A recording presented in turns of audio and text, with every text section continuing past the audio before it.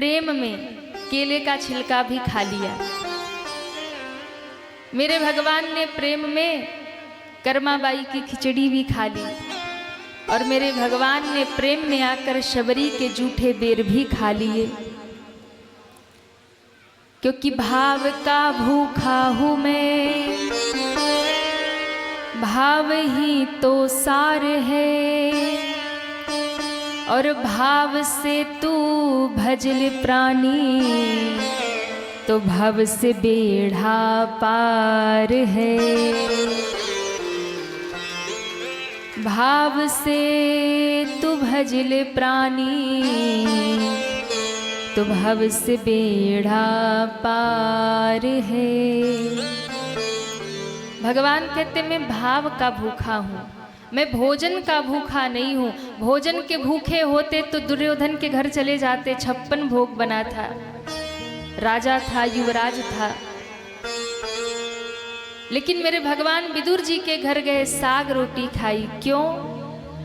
सबसे ऊंची प्रेम सगाई, सबसे ऊंची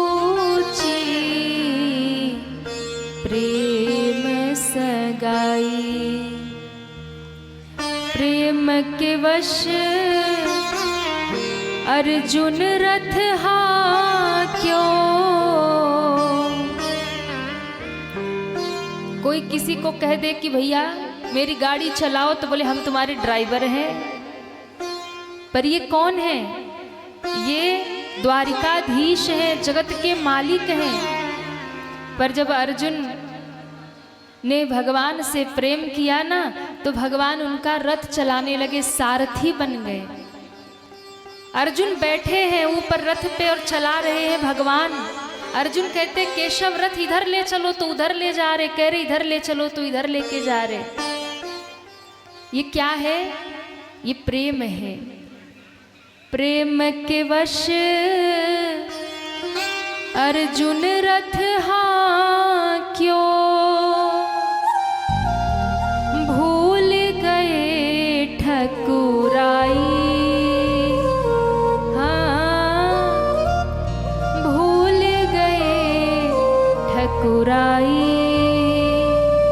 क्यों?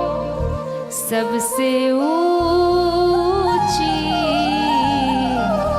प्रेम सगाई। तो भगवान ने कृपा किया और कहते हैं, इसके बाद में कथा आती है सृष्टि के निर्माण की कथा, कि कैसे दुनिया बनती है, सृष्टि का निर्माण भगवान कैसे करते हैं। ये दुनिया कैसे बनती है? मैंने आपको पहले दिन ही बताया था कि जैसे छोटा बच्चा खेल करता है वैसे भगवान खेल करते हैं। भगवान के मन में आता है तो वो संसार बना देते हैं, और भगवान के मन में आता है तो संसार मिटा देते हैं। ये संसार प्रभु के लिए खेल है। तो जब भगवान का मन करता है कि मैं एक से अनेक हो जाऊं, तो वो दुनिया रच देते हैं। और जब भगवान का मन करता है कि मैं अनेक से एक हो जाऊं, तो सब सृष्टि मिटा देते हैं।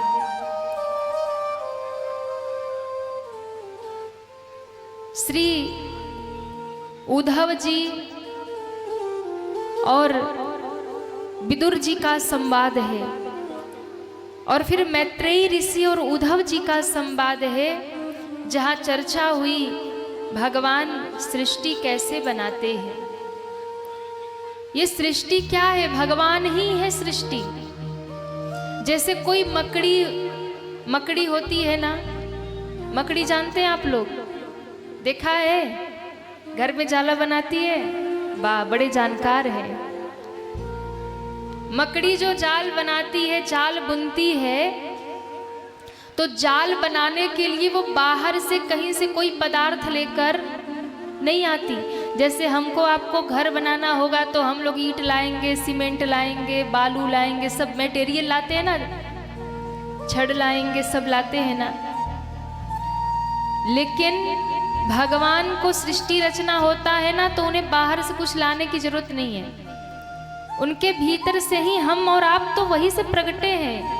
ईश्वर अंश जीव अविनाशी, हम और आप उनके ही अंश हैं, वही स्वरूप है। हर एक जीव परमात्मा का अंश है। इसलिए जीव हत्या नहीं करनी चाहिए। जो लोग जीव हत्या करते हैं वो पाप के भागीदार बनते हैं। यदि आपने किसी जीव की हत्या की है तो आपको भी कभी जीव बन करके उसके हाथों मरना पड़ेगा, ये पक्की बात है। तो हर एक संसार में जो भी दिख रहा है सब भगवान है, भगवत स्वरूप है। एक मच्छर भी है, वो भगवत स्वरूप है, वो भी भगवान से ही निकल के आया, सब भगवान ने बनाया। तो जैसे मकड़ी होती है, जाले का निर्माण करती है और उस जाले को बनाने के लिए वो बाहर से कुछ भी लेकर नहीं आती है, अपने भीतर से ही वो मटेरियल निकालती है, उसी से जाला बनाती है और उसी जाले में फिर सो करके आनंद लेती है, घूमती रहती है। और जब उसके मन में आता है तो फिर वो क्या करती है, सारे जाले को वापस अंदर भी निकल जाती है। मकड़ी जैसे जाला बुनती है, अपने मुंह से जाला बनाती है, फिर सारे जाले को अपने भीतर ही समेट लेती है। उसी प्रकार मेरे भगवान सृष्टि को बनाते हैं, ये उनके भीतर से ही दुनिया प्रकट होती है। और जब उनका मन होता है कि अब सब मिटा देना है, अब कुछ नहीं रखना है, तो सारी दुनिया प्रभु अपने भीतर समेट लेते हैं। सारी दुनिया मिट करके प्रलय जब होता है तो कहाँ जाती है, तो सब भगवान नारायण के पेट में चली जाती है। हम सब लोग भगवान के पेट में चले जाते हैं और फिर सृष्टि में प्रलय हो जाएगा, जल ही जल, जल ही जल दिखाई देगा, कुछ भी दुनिया में बचेगा नहीं। जब प्रलय होगा, प्रलय होगा तो कुछ नहीं दिखेगा। प्रलय काल में पूरी सृष्टि, पूरी पृथ्वी जलमग्न हो जाती है। ना नदी, ना पहाड़, ना पर्वत, ना वृक्ष, कुछ नहीं बचेगा।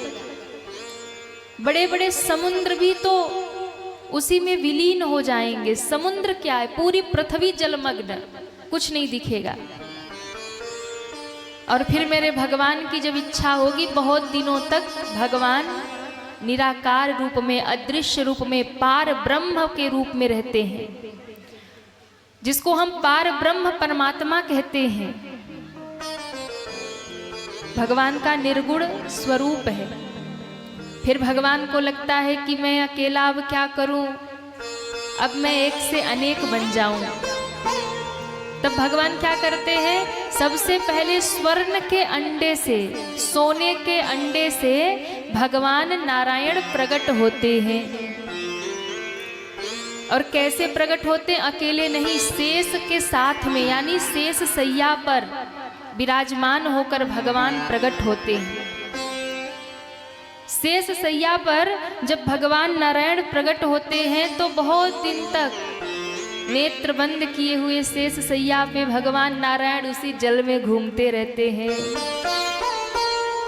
अब जल में ही उनका घर है। किसका? हाँ, नारायण भगवान का। तो भगवान का अब एक आकार हो गया। आकार हो गया तो उनको हम किस नाम से बुलाएंगे? जैसे बच्चा जब जन्म लेता है, छोटा बच्चा जब जन्म लेता है तो आकार तो होता है, एक मनुष्य का वो होता है बालक, लेकिन नाम नहीं होता। तो फिर सबको लगता है ना, माता पिता किस नाम से बुलाएंगे, दुनिया वाले किस नाम से इसको जानेंगे, तो माता पिता एक नाम रख देते हैं, है ना। फिर कोई पूछता ये कौन है, तो उसका नाम बता देंगे, ये तो फला है। तो भगवान को लगा कि अब मैं प्रकट तो हो गया, पर मेरा नाम तो होना चाहिए, दुनिया वाले मुझे क्या कह के बुलाएंगे। तो जब भगवान प्रकट होते हैं और जल में घूमते रहते हैं तो नारायण नाम कैसे पड़ा? तो नार का अर्थ होता है जल। नारायण को यदि आप इसका संधि विच्छेद करेंगे तो नार धन अयन, नार का अर्थ होता है जल, अयन का अर्थ होता है घर। तो जो जल में जिसका घर है, जल में जिसका निवास है, वही नारायण है, वही भगवान नारायण। तो नारायण भगवान जल में घूमते रहते हैं। अब इनका नाम पड़ गया नारायण। अब समय बीता, भगवान को लगा अब थोड़ा और आगे बढ़ना चाहिए। तब भगवान श्री हरि नारायण की नाभि से कमल की उत्पत्ति होती है, कमल प्रकट होता है। दुनिया में भगवान के बाद सबसे पहले अगर कुछ प्रकट हुआ तो वो कमल का पुष्प प्रकट हुआ। इसलिए कमल भगवान को अति प्रिय है, कमल को परम पवित्र माना जाता है। कमल प्रकट हुआ, कमल से प्रकट हुए ब्रह्मा जी। कौन प्रकट हुए? बात समझ में आ रही है सबको? नहीं तो बीच बीच में बोलते तो जाइए, हमें पता तो चले कि हाँ समझ में आ रही है। कौन प्रकट हुए? जोर से बोलो। भोजन करके आए? लग तो नहीं रहा। बोली भागवत महापुराण की जय हो। ऐसे बोला करिए। ब्रह्मा जी जब प्रकट हुए ना तो ब्रह्मा जी चारों तरफ देखने लगे कि कौन मेरी माता है, कौन मेरे पिता है। ये मैयाओं का अतिक्रमण हो रहा है, बताओ। इनका जगह भर गया तो ये भाइयों के पाली में घुसे जा रही है। बैठने दीजिए, बैठने दीजिए, छोड़िए, कोई नहीं।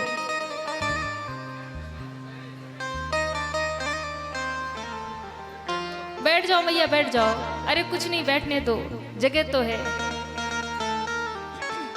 बाकी अब सब मैयाओं से हम यही कहेंगे कि जो भी यहाँ कार्यकर्ता है, व्यवस्था देख रहे हैं, वो जो कहते हैं उनकी बात मान लीजिए। हाँ, ऐसा नहीं कि आप जाके धरना पे बैठ जाओ, कोई कितना उठाए हम उठेंगे नहीं। तो कृपया ऐसा नहीं करें। और पीछे पूरा स्थान खाली है, बैठते रहिए। इस सहरसा की माताएं जो है ना, ये बड़ी दबंग है। ये अपनी चलाएंगी। अच्छा, हम समझ गए कि उस दिन भाई लोग क्यों नहीं बोल रहे थे। बोले इनके सामने चुप ही भले। अब हमें समझ में आ रही है।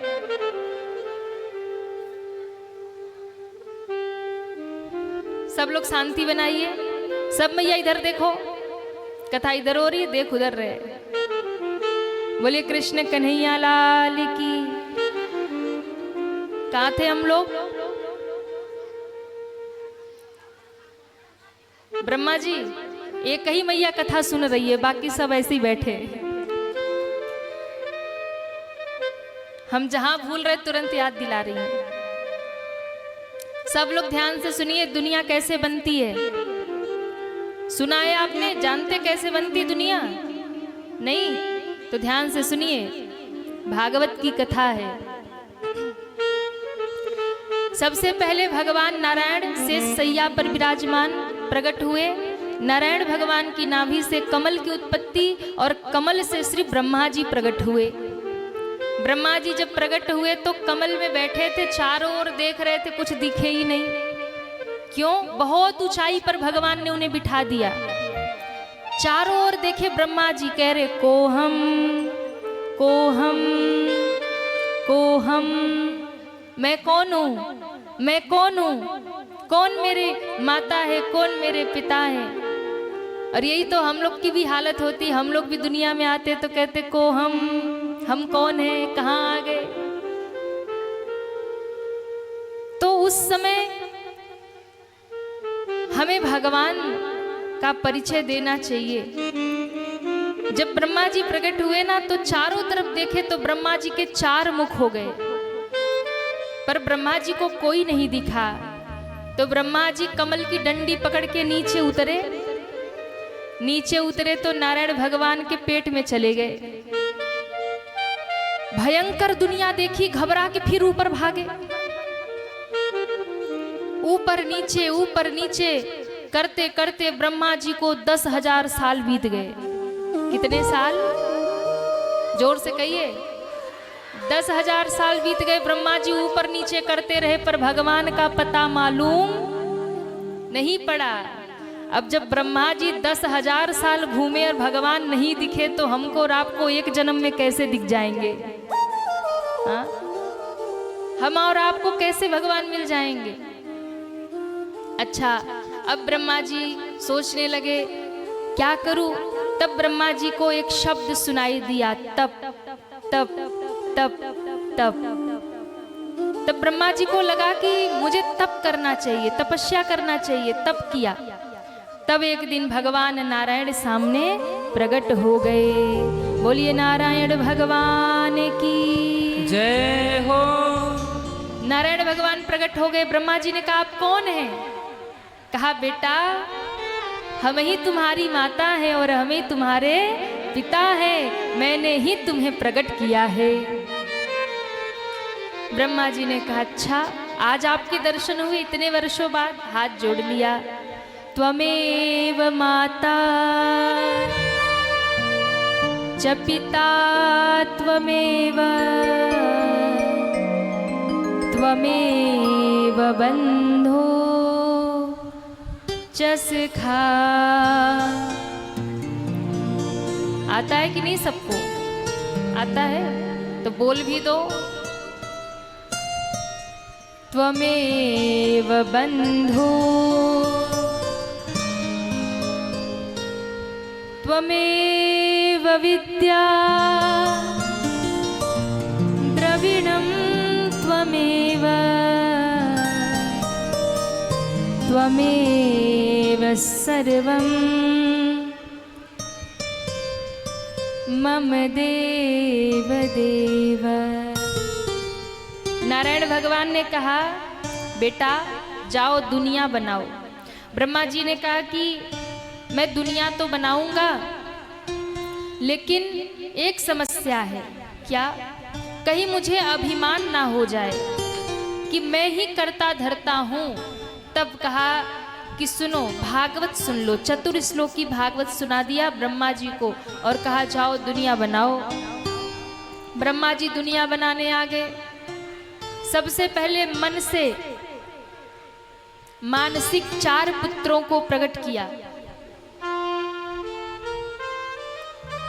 सनत, सनंदन, सनातन और सनत कुमार 4 प्रकट किए और कहा बेटा जाओ तप करो, ज्ञान प्राप्त करो, फिर विवाह करो, गृहस्थ में प्रवेश करो और सृष्टि आगे बढ़ाओ। चारों छोटे छोटे कुमार चारों ने कहा पिताजी हम केवल और केवल भगवान का भजन करेंगे और हम कुछ करने वाले नहीं है। ना तो शादी विवाह करेंगे, ना गृहस्थ में जाएंगे, ना दुनिया आगे बढ़ाएंगे, हम तो खाली भजन करेंगे। ब्रह्मा जी को बड़ा क्रोध आया। बोले इतने 4 पुत्रों को प्रकट किया और एक भी मेरी बात नहीं मानता। श्राप दे दिया जाओ तुम चारों छोटे छोटे बालक ही रहोगे, कभी बड़े ही नहीं होगे, कुमार ही रहोगे। चारों भाई एकदम प्रसन्न हो गए। क्यों? बोले छोटे छोटे बालक रहेंगे तो कोई झंझट ही नहीं होगा। अच्छा सारा झंझट बड़े होने पे ही शुरू होता है, सारी दुनियादारी बड़े होने पे ही शुरू होती है। बचपन में तो बड़ा आनंद रहता है, हाँ ना कोई टेंशन है, ना कोई समस्या है, ना कोई परेशानी है, अपने राम घूमो खाओ मस्त रहो। जितनी टेंशन है सब बड़ों को ही रहती है। और मुझे लगता है कई बार कि जितने बूढ़े लोग होते ना उतने ही परेशान होते। अब जितने उम्र वाले यहाँ बैठे हमें क्षमा कर देना। हाँ ये ना सोचो कि देवी जी हमें ऐसा कह रही है, पर हमने देखा है कि जितनी उम्र हो जाती है ना परेशानी उतनी बढ़ जाती है। जब अवस्था अधिक हो जाती है ना, व्यक्ति बूढ़ा हो जाता है तो टेंशन और बढ़ जाता है। अरे मेरे जाने के बाद क्या करेंगे, सब बर्बाद करेंगे, हाय हाय करते मर जाते। तो मैंने कई बार, मुझे अनुभव होता है कि बच्चे जो होते हैं वो बेवजह प्रसन्न होते हैं। छोटे बच्चे जो होते हैं ना वो हमेशा खुश रहते हैं, हमेशा प्रसन्न रहते, बिना वजह के। उन्हें खुश होने के लिए कोई वजह नहीं चाहिए, वो अपनी मस्ती में खुश रहता है। तो जो छोटे बच्चे होते हैं वो बेवजह प्रसन्न रहते हैं, और जो बूढ़े होते हैं वो बेवजह रोते रहते हैं। क्यों? अरे भाई, जब पूरी जिंदगी बीत गई और आप कुछ नहीं कर पाए और अब बच्चे अपने हिसाब से कर रहे तो उन्हें करने दो। बेवजह सिर पीटेंगे, चिल्लाएंगे, सुनेगा कोई नहीं, और दुखी हो कि एक दिन मर जाएंगे। तो इसलिए यहाँ जितने अवस्था वाले लोग बैठे हैं ना, मैं हाथ जोड़ के आपकी बिटिया जैसी हूँ, बुरा मत मानिएगा। बेवजह दुखी मत रहा करिए, अब तो पूरा जीवन निकल गया। जो बचा है बच्चों को जिम्मेदारी सौंप करके माला उठा लीजिए और भजन करके मानव जीवन को सफल कर लीजिए। अब आपका बस एक ही काम है, भजन करो और अपनी मुक्ति बनाओ। ज्यादा सर मत पीटो। क्यों? हम नहीं थे तो भी ये दुनिया चल रही थी, आप नहीं थे ना तो भी दुनिया चल रही थी, हम हैं तो भी ये दुनिया चल रही है। और कोई सोचे कि मेरे बिना कैसे चलेगा, तो वो मूर्खता कर रहा है। हम नहीं होंगे तो भी ये दुनिया ऐसे ही चलती रहेगी। ये संसार कभी किसी के लिए रुकता नहीं है। घर में अगर जिसकी बहुत ज्यादा जरूरत हो और भगवान ना करे वो चला जाए, समय से पहले कोई चला जाता है, जिसके बिना एक भी कदम परिवार आगे नहीं बढ़ सकता, ऐसा व्यक्ति भी अगर चला जाता है तो भी दुनिया रुकती नहीं है, तो भी संसार ऐसे ही चलता रहता है। तो यदि हम इस चक्कर में पड़े हैं कि हमारे बाद इनका क्या होगा, तो कुछ नहीं होने वाला, जो जैसा है वो वैसा रहेगा। इसलिए बहुत ज्यादा परेशान होने की जरूरत नहीं है। नहीं सुनती बहू, नहीं सुने, बेटा नहीं सुनता, नहीं सुने, अपने आनंद में रहो, अपने राम भजन करो और निकलो यहाँ से।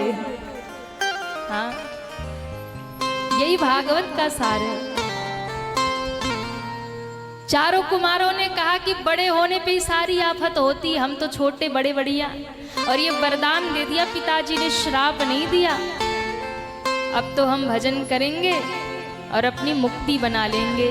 चारों ने कीर्तन गाना शुरू किया और चले गए वहां से। हरि भजले, हरि भजले, हरि भजने का मौका, हरि भजले, हरि भजले, हरि भजने का मौका है। हरि भजले, हरि भजले, हरि भजने का मौका है। हरि भजले, हरि भजले, हरि भजने का मौका है।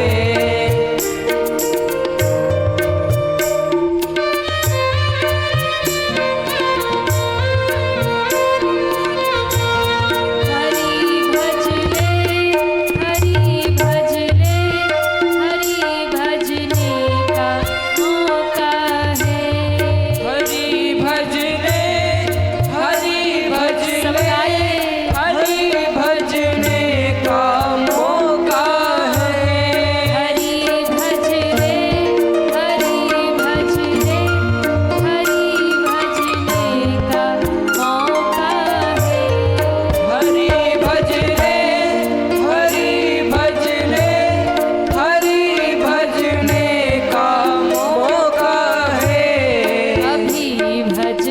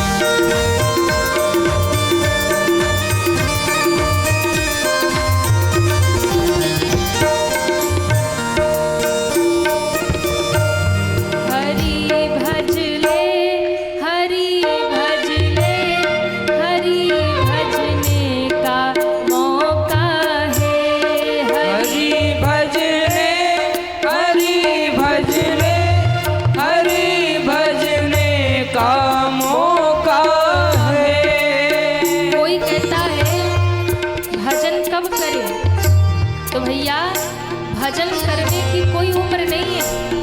कोई कहता है बुढ़ापे में भजन करेंगे तो फिर कोई गारंटी नहीं है बुढ़ापा आएगा कि नहीं आएगा। कोई कहता है आदि अवस्था बीत जाएगी तब भजन करेंगे, आदि अवस्था बीत जाएगी तब गुरु बनाएंगे। भैया कोई भरोसा नहीं है। समय रहते भजन कर लीजिए, समय रहते गुरु के चरणों को पकड़ लीजिए, समय रहते अपनी मुक्ति का इंतजाम कर लीजिए। क्यों? मौत का कोई भरोसा नहीं है। इसलिए उठाइए दोनों हाथ। आज ये अवसर मिला है, ये कल अवसर मिले ना मिले। इसलिए हरि भज ले, हरि भज ले, हरि भजने का मौका है। हरि भज ले, हरि भज ले, हरि भजने का मौका है। इधर कोई नहीं गाएगा, आप लोगों को गाना है। उठाइए पूरे पूरे हाथ। हरि भज ले, हरि हरि। पीछे वाले लोग नहीं गा रहे, आपकी भी आवाज ठाकुर जी तक पहुंचे। दोनों हाथ ऊपर पूरे पूरे और एक साथ तालियां बजाते हुए।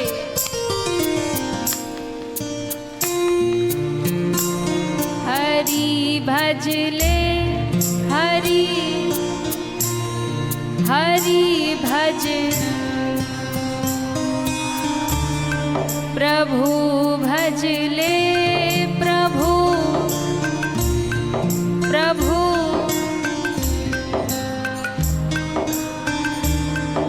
अभी भज ले, अभी भज ले, अभी भजने का। हरि भज ले,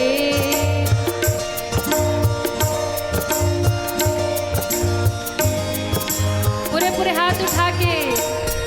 अभी भज ले, अभी भज ले, अभी भजने का मौका है। अभी भज ले, अभी भज ले, अभी भजने का मौका है।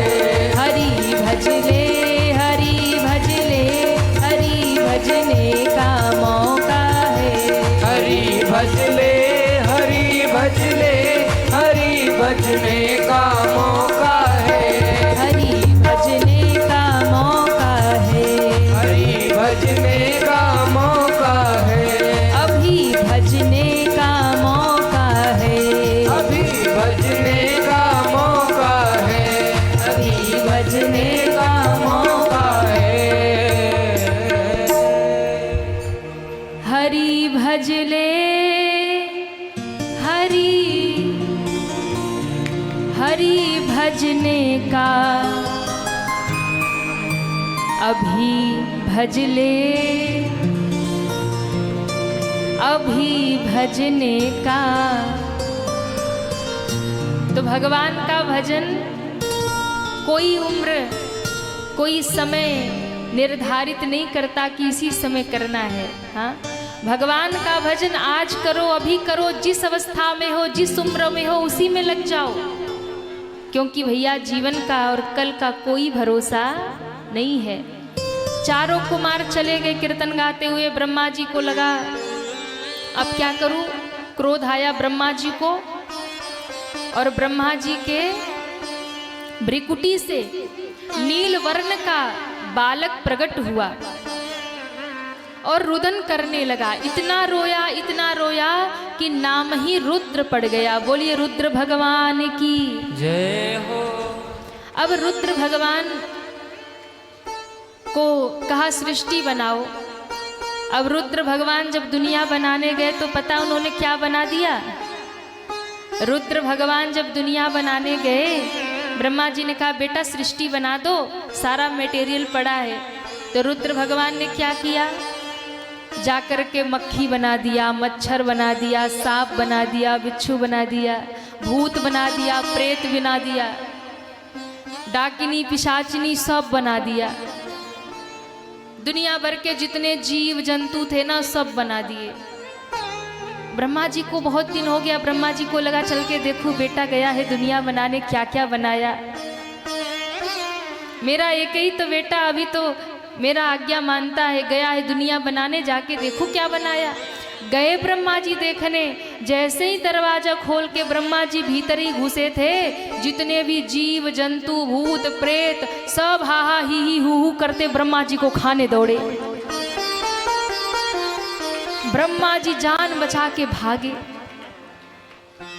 जितने तेजी से भीतर गए ना, उससे दुगने तेजी से बाहर आए। लंबी गहरी सांस लेके कह रहे आज तो बच गया, नहीं मर ही गया होता। रुद्र भगवान को बुला के कहा ये क्या बना रहे हो? ये सांप बिच्छू मक्खी मच्छर, इससे दुनिया आगे बढ़ेगी, बंद करो, सृष्टि में इनकी जरूरत नहीं है, कुछ अच्छा बनाओ। रुद्र भगवान ने कहा मेरे से तो यही सब बनता है। तो कहा ठीक है, आप बंद कर दीजिए दुनिया बनाना, हम देख लेंगे कैसे दुनिया बना, आप जाइए। कहाँ जाऊं? कहा कैलाश पे जाओ। रुद्र भगवान कैलाश पे जाने लगे तो कहा सुनो अकेले मत जाओ, फिर ये जो अपने सब बनाए हो ना भूत प्रेत जीव जंतु, इनको भी साथ ले जाओ। हाँ, सब भूखे प्यासे कहीं हमको ही ना खा जाए। तो रुद्र भगवान सबको लेकर के चले गए। अब ब्रह्मा जी ने मन से 10 ऋषियों को प्रकट किया, काम क्रोध लोभ मोह को प्रकट किया, सरस्वती को प्रकट किया। दुनिया आगे नहीं बढ़ी, और जब दुनिया आगे नहीं बढ़ी तब ब्रह्मा जी को चिंता हुई। शरीर के 2 भाग हुए, एक स्त्री बन गई, एक पुरुष बन गया। अब ब्रह्मा जी बड़े खुश हुए। ये जो स्त्री पुरुष बने ये कौन है? ये सृष्टि के प्रथम मनुष्य हैं, और ये सृष्टि की प्रथम नारी है। मनु और शतरूपा, पुरुष का नाम रख दिया मनु, स्त्री का नाम रख दिया शतरूपा, और कहा कि जाओ अब तुम लोग सृष्टि आगे बढ़ाओ। मनु और शतरूपा जी ने कहा कि जाएं कहाँ? पृथ्वी पे जाओ, पृथ्वी है ही नहीं। कहाँ गई पृथ्वी? तो एक असुर जिसका नाम था हिरण्याक्ष, उसने पृथ्वी को छुपा दिया। कहते हैं ब्रह्मा जी कहते हैं कि पृथ्वी कहाँ गई? जब पृथ्वी नहीं होगी तो कहाँ घर बनाएंगे, कहाँ मकान बनाएंगे, कहाँ दुकान बनाएंगे? तो कहा देखो अब पृथ्वी ढूंढना पड़ेगा, पृथ्वी गई कहाँ? उसी समय ब्रह्मा जी को जोर की छींक आई, और छींक आते ही उनकी दाहिने नासिका से एक सूकर का बच्चा धरती पे धम्म से गिरा। गिरते ही वो बढ़ने लगा, बढ़ते बढ़ते बढ़ते बढ़ते वो शूकर का बच्चा विशाल काय रूप में प्रकट हुआ, भगवान वाराह का अवतार हो गया। बोलिए वाराह भगवान की जय हो। ब्रह्मा जी को बड़ी चिंता हुई। ब्रह्मा जी ने कहा हे भगवान, अच्छा हुआ कि बाहर आके इतना बड़ा हुआ, कहीं मेरे नाक में इतना बढ़ता तो मैं तो मर ही गया होता। दौड़ा, कहाँ दौड़ा? बोले हिरण्याक्ष ने पृथ्वी को छिपा रखा है कीचड़ के अंदर, और भगवान नारायण का पहला अवतार है बारह अवतार। 12 अवतार भगवान पशुओं की योनि में आए, शूकर बन के भगवान आए। देखिए भक्तों के लिए भगवान क्या क्या रूप नहीं बनाते, शूकर भी बन जाते हैं धर्म की सृष्टि की रक्षा के लिए, भक्त के लिए। अब 12 बने तो भगवान ने कीचड़ में मुख डाला, पृथ्वी को ऊपर उठाया। जैसे ही ऊपर पृथ्वी लेकर आने लगे, उसी समय आकर के हिरण्याक्ष ने देख लिया, भगवान को ललकार दिया, अरे तू मेरी पृथ्वी को लेकर के कहाँ जा रहा है? ठहर जा, सबसे पहले मुझसे युद्ध करना होगा। भगवान मुस्कुराए, अच्छा ये तेरी पृथ्वी है? पृथ्वी तो मेरी पत्नी है। दुनिया में कितने आए इस पृथ्वी को मेरी मेरी कह के चले गए, पर पृथ्वी किसी के साथ नहीं गई। इस जमीन के लिए, इस धरती के लिए लोग आपस में लड़ जाते हैं, मर जाते हैं, एक दूसरे की हत्या तक कर देते हैं, पर ये धरती वही की वही रहती है, किसी के साथ जाती नहीं है। और जब कोई कहता है ना कि ये मेरी पृथ्वी है, ये मेरी धरती है, तो भगवान हंसते हैं। भगवान हंसते हैं, भगवान कहते हैं कि बेटा पृथ्वी तो मेरी पत्नी है, पृथ्वी तो मेरी है, आज तक ये धरती किसी की हुई नहीं है। अच्छा बताइए, किसी की हुई है? किसी के साथ गई धरती? आदमी आता है और चला जाता है, पर धरती किसी के साथ नहीं जाती। क्या जाता है? आपका किया हुआ कर्म ही आपके साथ जाता है, बाकी सब यही रह जाता है। इसलिए कभी भी धरती पे आकर के ये नहीं कहना चाहिए ये मेरा, ये मेरा, ये मेरा। जो भगत होता है वो कहता है सब ठाकुर जी का। हाँ, लेकिन हम लोग दुनिया में आके हर प्रकार से पाप करेंगे, अधर्म करेंगे, दूसरों को कष्ट देंगे, दुख देंगे, बेईमानी करेंगे, दूसरों का धन हड़प लेंगे, दूसरों की धरती ले लेंगे, दूसरे का हिस्सा लेकर के हम सुखी हो जाते हैं। पर ध्यान रखना, जब तक ये शरीर है तब तक तुम यहाँ मेरा मेरा मेरा कर लो, जितना बेईमानी करना है कर लो, जितना लूट घसोट करना है कर लो, लेकिन एक दिन जब ये शरीर छोड़ कर जाओगे तो जवाब वहां देना होगा।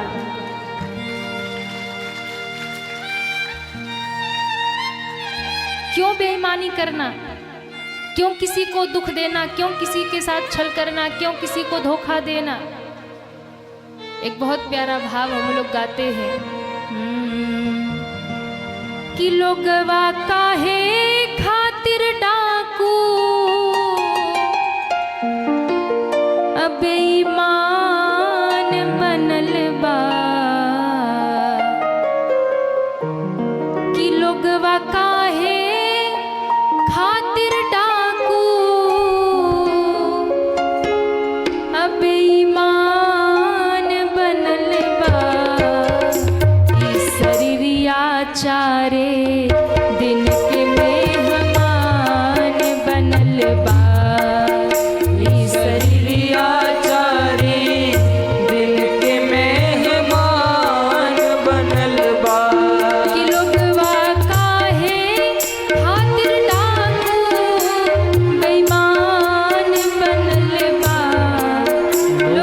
काहे खातिर डाकू बेईमान बनल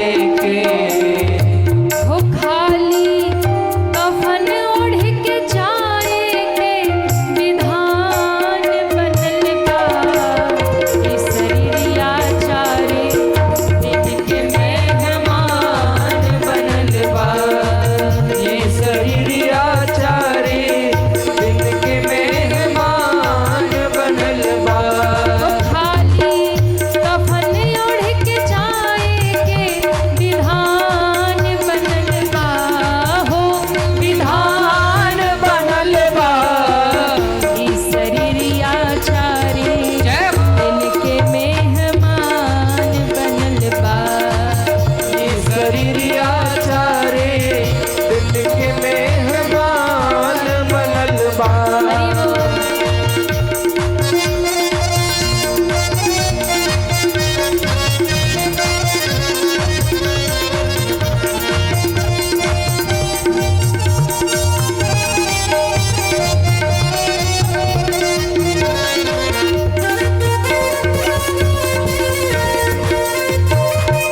हरि बोल।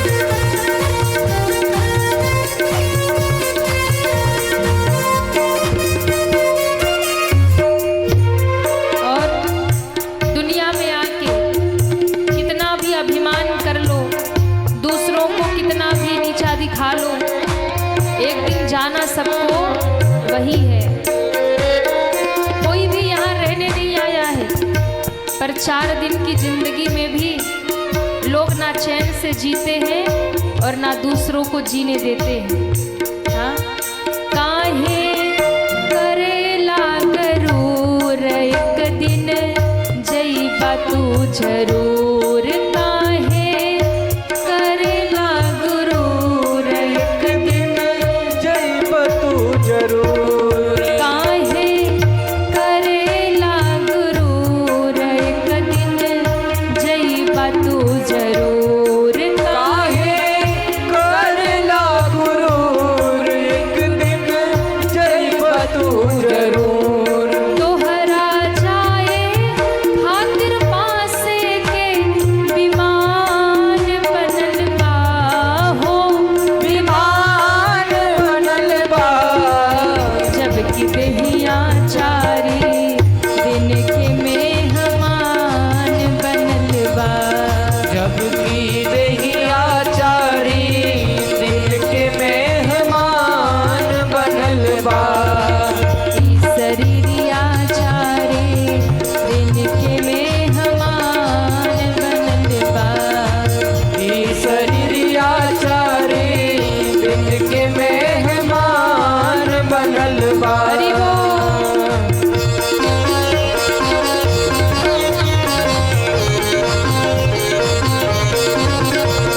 श्री राधे।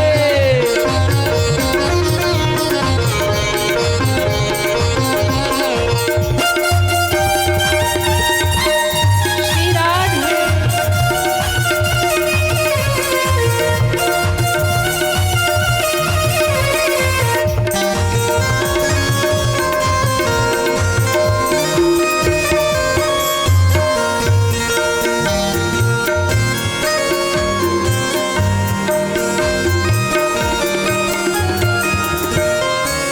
और इस मानव जीवन की सार्थकता क्या है? इस शरीर को पाके दुनिया में आए तो क्या करें? सुंदर पवल बाड़ा तन कैला हरि के भजन। सुंदर पवन बाड़ा दान करला हरि का भजन। सुंदर पवल बाड़ा तन कैला हरि के भजन। सुंदर पवन बाड़ा दान करला हरि का भजन। तोहरा खातिर भैया गीतायों पुराण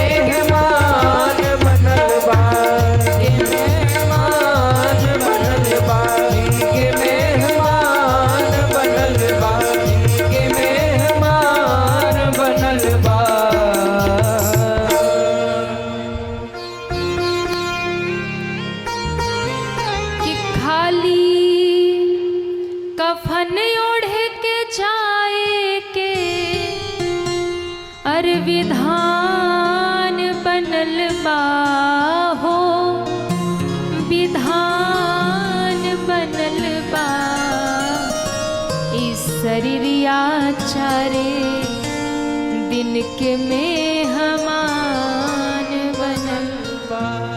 कितना भी आप इकट्ठा कर लो दूसरों को धोखा दे दे करके, कुछ भी साथ अंत में जाएगा नहीं। इसलिए दुनिया में आए हैं तो बस एक काम करिए, कैला दिनन उपकार बाटे एही में उद्धार।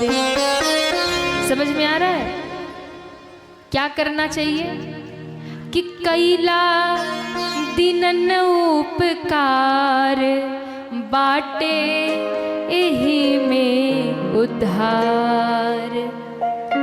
तोहरा एही खातिर बुद्धि और ज्ञान मिलल बा हो, अरे ज्ञान मिलल बा,